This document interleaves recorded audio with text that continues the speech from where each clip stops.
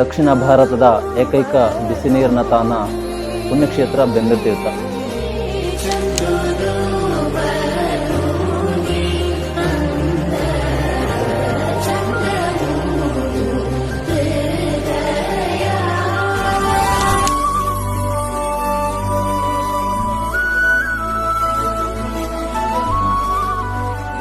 ಬೆಂದರ್ತೀರ್ಥ ಹೆಸರೇ ಸೂಚಿಸುವಂತೆಯೇ ಇದೊಂದು ಬಿಸಿ ನೀರಿನ ತಾಣ, ಹಾಗೆಯೇ ಧಾರ್ಮಿಕತೆಯ ಮತ್ತು ಒಂದಿಷ್ಟು ಇತಿಹಾಸವನ್ನು ಹಿನ್ನೆಲೆಯನ್ನು ಹೊಂದಿರುವಂತಹ ಏಕೈಕ ಒಂದು ತಾಣ ಅಂತಲೇ ಪ್ರಸಿದ್ಧಿಯಾಗಿದೆ. ನಮಸ್ಕಾರ, ನಾನು ಧನ್ಯರಾಜ್ ಅಂತ ಬಾಳೆಹೆತ್ಲು. ವಿಶೇಷ ಏನಂದರೆ ದಕ್ಷಿಣ ಭಾರತದ ಏಕೈಕ ಬಿಸಿ ನೀರಿನ ತಾಣ ಪುಣ್ಯಕ್ಷೇತ್ರ ಬೆಂದರ್ತೀರ್ಥ.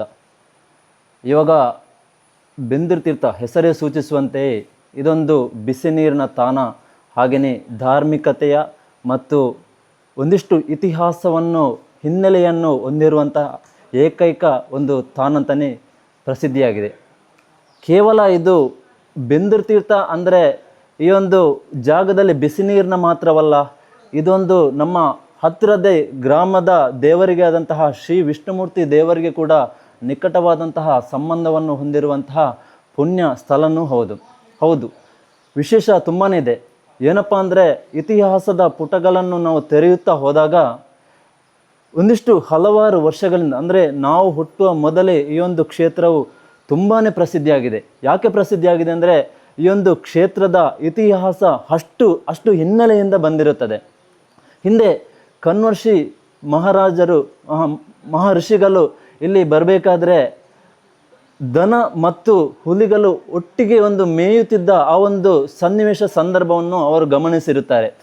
ಆ ಸಂದರ್ಭದಲ್ಲಿ ಆ ಒಂದು ಕನ್ವರ್ಷಿ ಮಹರ್ಷಿಗಳಿಗೆ ಬಹಳ ಆಶ್ಚರ್ಯ ಆಯಿತು.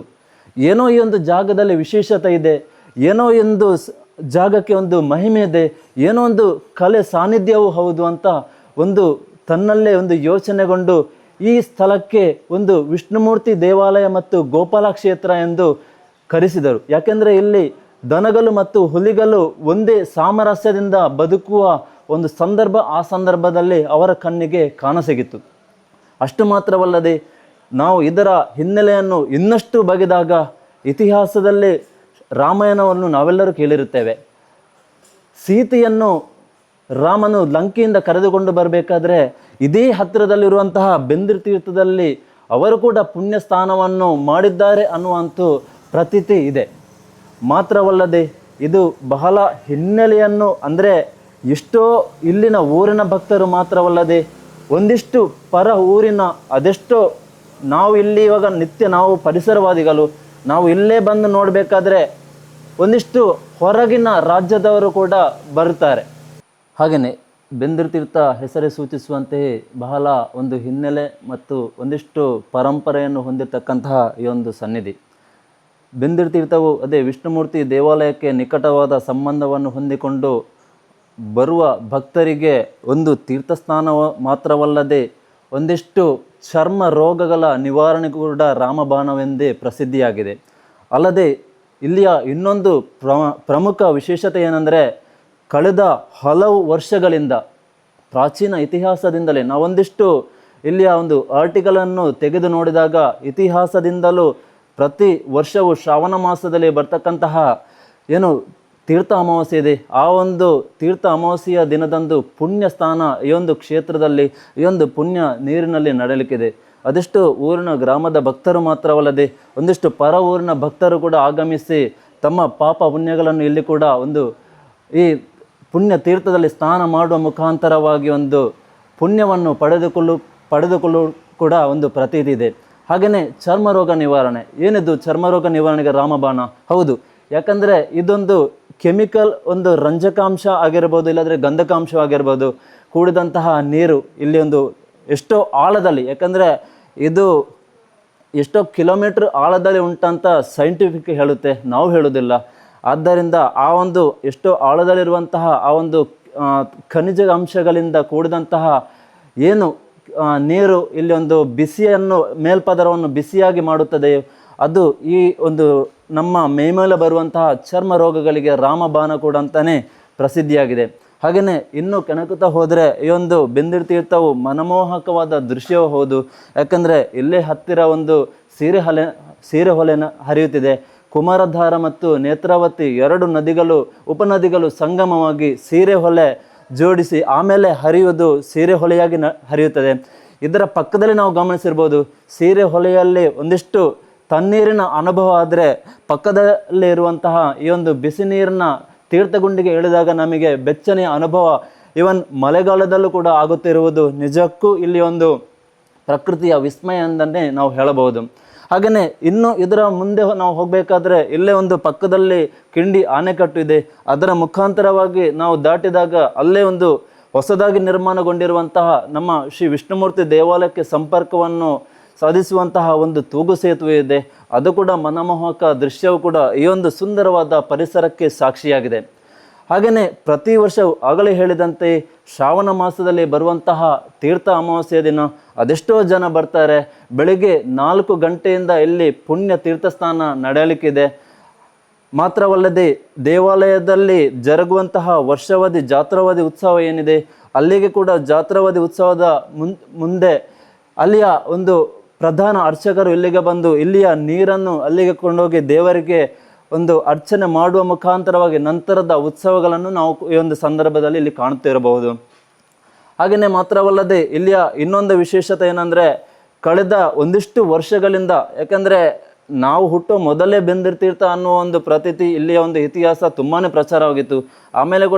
ಆಮೇಲೆ ಇಲ್ಲಿಯ ಒಂದು ಪರಿಸರದ ಒಂದಿಷ್ಟು ಕಾಳಜಿ ನಿರ್ಲಕ್ಷ್ಯದಿಂದಂತೆ ಹೇಳ್ಬೋದು, ಸ್ವಲ್ಪ ಅಭಿವೃದ್ಧಿ ಕುಂಠಿತವಾಗಿತ್ತು.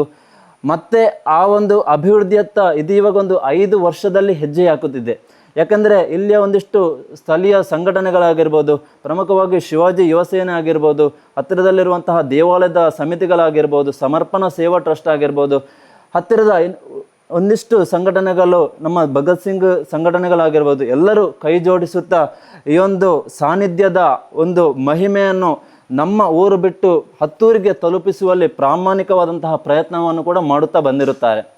ಹಾಗೆಯೇ ಇನ್ನೊಂದು ನಾವು ಪ್ರಮುಖವಾಗಿ ಇಲ್ಲಿ ಗಮನಿಸಬೇಕು, ಈ ವರ್ಷ ಕೂಡ ಕಳೆದವಷ್ಟೇ ಭಾನುವಾರ 3ನೇ ತಾರೀಕಿನಂದು ಶಿವಾಜಿ ಯುವಸೇನೆಯ ನೇತೃತ್ವದಲ್ಲಿ ಬೃಹತ್ ಸ್ವಚ್ಛತಾ ಆಂದೋಲನವನ್ನು ನಾವು ಹಮ್ಮಿಕೊಂಡಿದ್ದೆವು. ಇದಿವಾಗ ಕೇವಲ ಈ ವರ್ಷಕ್ಕೆ ಸೀಮಿತ ಅಲ್ಲ, ಕಳೆದ ಒಂದಿಷ್ಟು ವರ್ಷಗಳಿಂದ ಕೂಡ ನಾವು ಬಂದಿರುತ್ತೇವೆ. ಆದರೆ ಈ ವರ್ಷದಲ್ಲಿ ನಾವು ಒಂದಿಷ್ಟು ಪೂರ್ವ ಪ್ರಚಾರಕ್ಕೆ ಒಂದು ಆದ್ಯತೆ ಕೊಟ್ಟು ಕಳೆದ ಭಾನುವಾರವಷ್ಟೇ ಒಂದು ಸ್ವಚ್ಛತೆಯನ್ನು ಈ ಪರಿಸರದಲ್ಲಿ ಸುಮಾರು 6-7 ತಂಡಗಳು, ಧರ್ಮಸ್ಥಳ ಸಂಘ ಇರ್ಬೋದು, ಒಡಿಯೂರು ಸಂಘ ಇರ್ಬೋದು, ನವೋದಯ ಸಂಘ ಇರ್ಬೋದು, ದೇವಾಲಯದ ಸಮಿತಿ ಇರ್ಬೋದು, ಸಮರ್ಪಣಾ ಸೇವಾ ಟ್ರಸ್ಟ್ ದೇವಾಲಯದ ಸಮಿತಿ ಇರ್ಬೋದು, ಶೌರ್ಯ ವಿಪತ್ತು ತಂಡ ಇರ್ಬೋದು, ಬೆಟ್ಟಂಪಾಡಿಯ NSS ಘಟಕ ಇರ್ಬೋದು, ಎಲ್ಲ ಹತ್ತಿರದ ಶಾಲಾ ಕಾಲೇಜಿನ ಒಂದಿಷ್ಟು ಘಟಕಗಳ ವಿದ್ಯಾರ್ಥಿಗಳು ಕೂಡ ಈ ಒಂದು ಸ್ವಚ್ಛತೆಯಲ್ಲಿ ಪಾಲ್ಗೊಂಡಿದ್ದರು. ಆ ಮೂಲಕ ಈ ಒಂದು ಪರಿಸರದ ಒಂದು ಸುಂದರ ಪರಿಸರದ ಸ್ವಚ್ಛತೆಯನ್ನು ಹಮ್ಮಿಕೊಂಡು ಇದಿವಾಗ ನಾಡಿದ್ದು ಬರುವಂತಹ, ಅಂದರೆ ಶ್ರಾವಣ ಮಾಸದಲ್ಲಿ ಬರ್ತಕ್ಕಂತಹ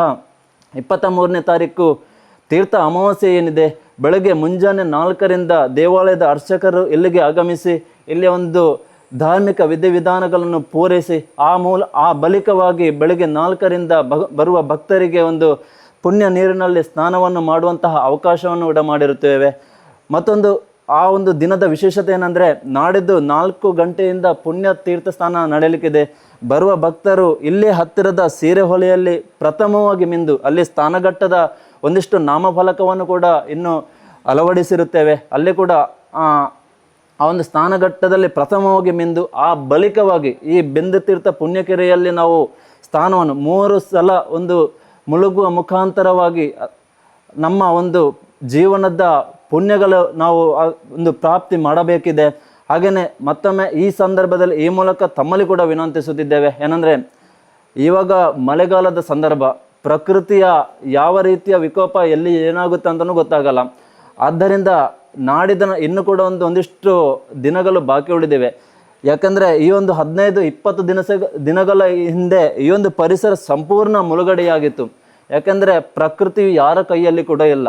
ಆದ್ದರಿಂದ ನಾಡಿದ್ದು ಕೂಡ ಅಷ್ಟೇ ಬರುವ ಭಕ್ತರನ್ನು ನಾವು ಆದಷ್ಟು ಜಾಗೃತೆಯಿಂದ ಇರುವಂತೆ ನಾವು ಈ ಮೂಲಕವಾಗಿ ಕೇಳಿಕೊಳ್ಳುತ್ತೇವೆ. ಯಾಕಂದರೆ ಪಕ್ಕದಲ್ಲಿ ಸೀರೆ ಹೊಲೆ ಹರಿಯುತ್ತಿದೆ, ಒಂದಿಷ್ಟು ಕಯ ಇರುವಂತಹ ಜಾಗನೂ ಇದೆ. ಹಾಗೆಯೇ ಎರಡು ಕಡೆನೂ ಸೀರೆ ಹೊಳೆಯಲ್ಲಿ ಆಗಿರ್ಬೋದು, ಇಲ್ಲಿ ತೀರ್ಥಗುಂಡಿಯಲ್ಲಿ ಆಗಿರ್ಬೋದು, ಯಾರಿಗೂ ಕೂಡ ಭಗವದ್ಭಕ್ತರಿಗೆ ಈಜಾಡಲಾಗಿರ್ಬೋದು, ಅತಿಯಾದ ನೀರಿನಲ್ಲಿ ಆಟವಾಡಲು ಯಾವುದೇ ರೀತಿಯ ಅವಕಾಶವಿರುವುದಿಲ್ಲ. ಹಾಗೆಯೇ ಸಣ್ಣ ಮಕ್ಕಳಿಗೆ ಕೂಡ ಈ ಒಂದು ಸೀರೆ ಹೊಳೆಯಲ್ಲಿ ಇಳಿಯುವುದಕ್ಕೆ ಹಾಗೆಯೇ ಹೆಚ್ಚು ಹೆತ್ತವರು ಪೋಷಕರು ಅವರ ಜೊತೆಗಿದ್ದು ಅವರತ್ತ ಒಂದು ಚಿತ್ತ ಹರಿಸಬೇಕು. ಯಾಕೆಂದರೆ ನೀರಿನಲ್ಲಿ ಆಟ ಅಷ್ಟು ಸುಲಭವಲ್ಲ. ಅದನ್ನು ಕೂಡ ಮುನ್ನೆಚ್ಚರಿಕೆಯಾಗಿ ನಾವು ಸ್ಥಳೀಯ ಸಂಘಟನೆಗಳು ಪೂರ್ವ ತಯಾರಿಯಲ್ಲಿ ಇವಾಗ ಕೂಡ ತೊಡಗಿರುತ್ತೇವೆ. ಹಾಗೆಯೇ ನಾಡಿದ್ದು ವಿಶೇಷ ಸೇವೆ ಏನಂದರೆ, ಹಿಂದಿನಿಂದಲೂ ಬಹಳ ಪ್ರತೀತಿ ಇರುವಂತಹ ಕಾರಣ ನವ ವಧುವರರು ಈಗಾಗಲೇ ಮದುವೆಯಾದಂತಹ ನವ ದಂಪತಿಗಳು ಕೂಡ ಈ ಒಂದು ಸನ್ನಿಧಾನಕ್ಕೆ ಬಂದು ಈ ಒಂದು ತೀರ್ಥಕ್ಷೇತ್ರದಲ್ಲಿ ಮೀಯುತ್ತಿರುವುದು ಬಹಳ ಹಿಂದಿನಿಂದಲೂ ಬಂದಿರುವಂತಹ ವಿಶೇಷತೆ. ಇನ್ನೊಂದು ಆಗಲೇ ಹೇಳಿರುವಂತೆಯೇ ಚರ್ಮ ರೋಗಕ್ಕೆ ರಾಮಬಾಣ. ಹಾಗೆಯೇ ಬರುವಾಗ ನಾವು ಏನೆಲ್ಲ ತಗೊಂಡು ಬರ್ಬೋದು, ಇಲ್ಲಿ ಏನೆಲ್ಲ ಸೇವೆ ಇದೆ ಅಂತ ನೋಡ್ತಾ ಹೋಗಬೇಕಾದ್ರೆ, ನಾಡಿದ್ದು 23ನೇ ತಾರೀಕು ಇಲ್ಲಿ ಬರುವ ಭಗವದ್ಭಕ್ತರು ವೀಳ್ಯದೆಲೆ, ನಾಣ್ಯ, ಅಡಿಕೆ ಈ ಒಂದು ತೀರ್ಥಗುಂಡಿಯಲ್ಲಿ ಸಮರ್ಪಣೆ ಮಾಡಬಹುದು. ಬಳಿಕ ಇಲ್ಲಿ ಕೂಡ ಒಂದು ಹಣ್ಣುಕಾಯಿಯ ವ್ಯವಸ್ಥೆ ಇದೆ. ಇಲ್ಲವಾದಲ್ಲಿ ಭಗವದ್ಭಕ್ತರು ಹಣ್ಣುಕಾಯಿಯನ್ನು ಕೂಡ ಅರ್ಚಕರಲ್ಲಿ ಹಣ್ಣುಕಾಯಿ ಸಮರ್ಪಣೆ ಮೂಲಕ ಸೇವೆಯನ್ನು ಮಾಡಬಹುದು. ಈ ಒಂದು ನಾಡಿನ ವಿಶೇಷ ದಿನ ಈ ಒಂದು ಸೇವೆಗಳು ಭಗವದ್ಭಕ್ತರಿಗೆ ಲಭ್ಯವಿರುತ್ತದೆ. ಇನ್ನೊಂದು ವಿಚಾರ ಏನಂದರೆ, ನಾವು ಸ್ಥಳೀಯ ರಾಜಕೀಯ ರಹಿತವಾಗಿ ಹೇಳಬೇಕಾದ್ರೆ ಜಾತಿ ಪಕ್ಷ ಎರಡನ್ನು ಬಿಟ್ಟು ಇದು ಒಂದು ನಮ್ಮ ಹಿಂದೂ ಧರ್ಮದ ಒಂದು ಧಾರ್ಮಿಕ ಶ್ರದ್ಧಾ ಕೇಂದ್ರವೂ ಹೌದು. ನಮ್ಮ ಒಂದು ಧಾರ್ಮಿಕ ವಿಚಾರಗಳೇನಿದೆ, ನಮ್ಮ ಪರಂಪರೆ ಏನಿದೆ, ನಮ್ಮ ಸಂಸ್ಕಾರ ಏನಿದೆ, ನಾವು ಅದನ್ನು ಎಲ್ಲವನ್ನು ಉಳಿಸಬೇಕು. ನಮ್ಮ ಮುಂದಿನ ಪೀಳಿಗೆಗೂ ಕೂಡ ಅದನ್ನು ನಾವು ತಲತಲಾಂತರದಿಂದ ಮುಂದುವರಿಸಬೇಕು. ಆ ಮೂಲಕವಾಗಿ ನಾವು ಹೆಜ್ಜೆ ಇಡಬೇಕು.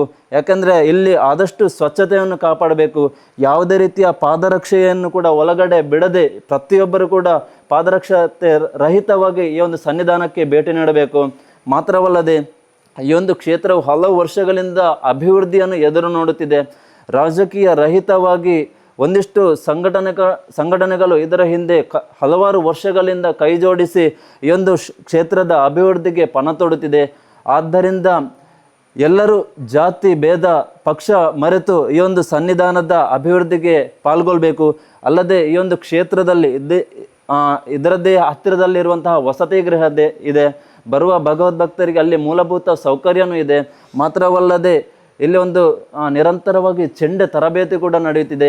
ಆ ಮೂಲಕವಾಗಿ ಸ್ಥಳೀಯ ಯುವಕರನ್ನು ಸಂಪರ್ಕಿಸಿ ಒಂದಿಷ್ಟು ಚೆಂಡೆಯ ಒಂದು ನಾದವನ್ನು ಪಸರಿಸುವಂತಹ ಒಂದು ಪ್ರಾಮಾಣಿಕ ಕೆಲಸವನ್ನು ಕೂಡ ಇಲ್ಲಿಯ ಸಂಘಟನೆಗಳು ಮಾಡುತ್ತಿವೆ. ಯಾಕೆಂದರೆ ನಮ್ಮ ಸಂಸ್ಕೃತಿ ಹಾಳಾಗಬಾರ್ದು, ನಮ್ಮ ಶ್ರದ್ಧಾ ಕೇಂದ್ರ ಉಳಿಬೇಕು, ನಮ್ಮ ಪರಂಪರೆಯು ಇನ್ನು ಮುಂದಿನ ಪೀಳಿಗೆಗೂ ಕೂಡ ಮುಂದುವರಿಯಬೇಕು ಅನ್ನುವ ಏಕೈಕ ಉದ್ದೇಶ. ಹಾಗೆಯೇ ಇನ್ನೊಂದು ವಿಶೇಷತೆ ಏನಂದರೆ, ಆಗಲೇ ಹೇಳಿದಂತೆ ಅಭಿವೃದ್ಧಿ ಕಾಣಬೇಕು. ಯಾವುದೇ ಪಕ್ಷ ಇರ್ಬೋದು, ನಮಗೆ ಪಕ್ಷ ಮುಖ್ಯವಲ್ಲ, ಇಲ್ಲಿ ಅಭಿವೃದ್ಧಿಯ ಮುಖ್ಯ. ಒಂದಿಷ್ಟು ಕಳೆದ ವರ್ಷ ನಾವು ಒಂದಿಷ್ಟು ಬೇಡಿಕೆಯನ್ನು ಇಟ್ಟಿದ್ದೇವೆ. ಆ ಬೇಡಿಕೆ ಪ್ರಕಾರ ಇಲ್ಲಿ ತನಕ ಕಾಂಕ್ರೀಟ್ ವ್ಯವಸ್ಥೆಯನ್ನು ಮಾಡಿರುತ್ತಾರೆ. ಮತ್ತು ಇಲ್ಲಿ ಒಂದು ಸೋಲಾರ್ ದೀಪವನ್ನು ಕೂಡ ಅಳವಡಿಸಿರುತ್ತಾರೆ. ನಾವು ಮುಂದೆ ಕೂಡ ಎದುರು ನೋಡುತ್ತಿದ್ದೇವೆ. ನಮ್ಮದೊಂದು ಆಶಯ ಇದೆ, ಇಲ್ಲಿ ಒಂದು ಈಜುಕೊಳ ಆಗಬೇಕು. ಇನ್ನೊಂದು ಬೋಟಿಂಗ್ ವ್ಯವಸ್ಥೆ ಕೂಡ ನಮ್ಮೊಂದು ಲೀಸ್ಟ್ನಲ್ಲಿ ಅವತ್ತು ಕೂಡ ನಾವು ಪಕ್ಷದವರೊಟ್ಟಿಗೆ ಮಾತಾಡಬೇಕಾದ್ರೆ ಅದು ಕೂಡ ಇತ್ತು. ಆ ವ್ಯವಸ್ಥೆಯನ್ನು ಕಲ್ಪಿಸಬೇಕು. ಮತ್ತು ಇಲ್ಲಿಂದ ನೇರವಾಗಿ ವಿಷ್ಣುಮೂರ್ತಿ ದೇವಾಲಯಕ್ಕೆ ನೇರವಾದ ಸಂಪರ್ಕ ಆಗಬೇಕು. ಯಾಕಂದರೆ ಇಲ್ಲಿ ಒಂದು ಕಾಲುದಾರಿಯ ಒಂದು ವ್ಯವಸ್ಥೆ ಆಗಿತ್ತು, ಅದು ಯಾವುದೋ ಒಂದು ಕಾರಣದಿಂದ ಬೇರೆ ಒಂದು ಜಾಗಕ್ಕೆ ಸ್ಥಳಾಂತರಗೊಂಡಿದೆ. ಅದು ಕೂಡ ಈ ಒಂದು ಕ್ಷೇತ್ರದಲ್ಲಿ ಇಲ್ಲಿಂದ ದೇವಾಲಯಕ್ಕೆ ಅಲ್ಲಿಂದ ಹೇಗೂ ತೂಗು ಸೇತುವೆ ಆಲ್ರೆಡಿ ಆಗಿರುತ್ತದೆ. ಆದರೆ ಇಲ್ಲಿಂದ ದೇವಾಲಯಕ್ಕೆ ಸಂಪರ್ಕ ಹೊಂದುವಂತಹ ಒಂದು ಕಾಲುದಾರಿಯ ಪ್ರಾಮುಖ್ಯತೆ ಕೂಡ ಇದೆ. ಹಾಗೆಯೇ ಎಲ್ಲ ಜನಪ್ರತಿನಿಧಿಗಳು ಒಗ್ಗಟ್ಟಾಗಿ ಈ ಒಂದು ಕ್ಷೇತ್ರದ ಅಭಿವೃದ್ಧಿಗೆ ಪಾಲ್ಗೊಳ್ಳಬೇಕು. ಯಾಕಂದರೆ ಇದೊಂದು ಬೇರೆ ಊರಿನಲ್ಲಿ ಈ ಒಂದು ಕ್ಷೇತ್ರ ಇರುತ್ತಿದ್ದರೆ ಅದೆಷ್ಟು ಅಭಿವೃದ್ಧಿಯನ್ನು ಕಾಣುತ್ತಿತ್ತು. ನಾವು ಇದರ ಅಭಿವೃದ್ಧಿಗೆ ಸ್ಥಳೀಯರು ಆಗಿರ್ಬೋದು, ಒಂದಿಷ್ಟು ಹೊರಗಿನ ಎಲ್ಲರನ್ನು ಸೇರಿಸಿಕೊಂಡು ಒಮ್ಮತದಿಂದ ಅಭಿವೃದ್ಧಿಯತ್ತ ಮಾತ್ರ ಹೆಜ್ಜೆ ಇಡುತ್ತಿದ್ದೇವೆ. ಆದ್ದರಿಂದ ನಾಡಿನ ಕಾರ್ಯಕ್ರಮಕ್ಕೆ ಎಲ್ಲರೂ ಬನ್ನಿ. ಈ ಒಂದು ಕಾರ್ಯಕ್ರಮವನ್ನು ಯಶಸ್ವಿ ಮಾಡಿ ಈ ಒಂದು ಕ್ಷೇತ್ರದ ಪುಣ್ಯ, ಈ ಒಂದು ಕ್ಷೇತ್ರದ ಹಿನ್ನೆಲೆ, ಈ ಒಂದು ಕ್ಷೇತ್ರದ ಪರಂಪರೆಯನ್ನು ಹತ್ತೂರಿಗೆ ಪಸರಿಸಿ ಅನ್ನುವಂತ ಹೇಳುತ್ತಾ ನಮಸ್ಕಾರಗಳು. ನಾನು ಸದಾಶಿವರಯ್ಯ ಅಂತ, ಈ ಸ್ಥಳೀಯ ಗ್ರಾಮಸ್ಥ. ನಾವು ಇವತ್ತು ಈ ಬೆಂದಿರ್ತೀರ್ಥ ಎನ್ನುವಂತಹ ಪವಿತ್ರವಾದಂತಹ ಸ್ಥಳದಲ್ಲಿ ನಾವೆಲ್ಲ ಸೇರಿದ್ದೇವೆ.